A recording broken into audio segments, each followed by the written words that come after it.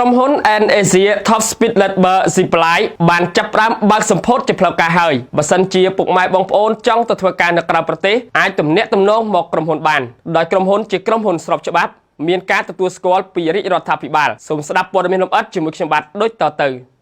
ក្រុមហ៊ុន Asia Top Speed Labor Supply បានចាប់ផ្ដើមបើកសម្ពោធជាផ្លូវការហើយនៅរសៀលថ្ងៃទី27ខែកុម្ភៈឆ្នាំ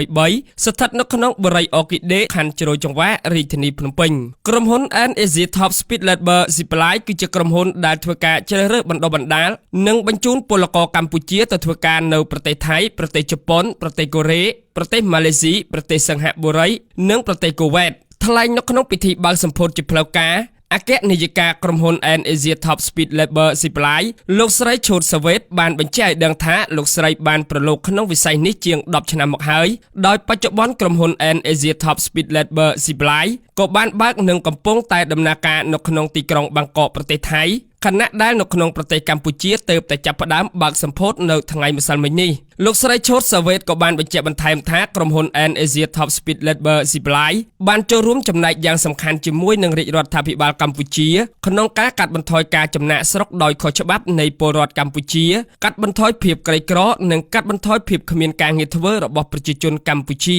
លោកស្រីអគ្គនាយិកាឈូតសាវ៉េតក៏បានអំពាវនាវឲ្យប្រជាពលរដ្ឋកម្ពុជាដែលចង់ទៅធ្វើការនៅក្រៅប្រទេសសូមទំនាក់ទំនងមកកាន់ក្រុមហ៊ុន Asia Top Speed Labor Supply ដែលមានអាសយដ្ឋានផ្ទះលេខ BSH 08011N ក្នុងបរិយាអគិដេភូមិព្រែកតាគង់សង្កាត់ព្រែកតាសេកខណ្ឌជ្រោយចង្វាររាជធានីភ្នំពេញឬអាចសាកសួរព័ត៌មានតាមរយៈទូរស័ព្ទលេខ096 43 49 399 081 53 37 54ឬក៏អាចទំនាក់ទំនងសម្រាប់ទូរស័ព្ទនៅក្រៅប្រទេស+66 084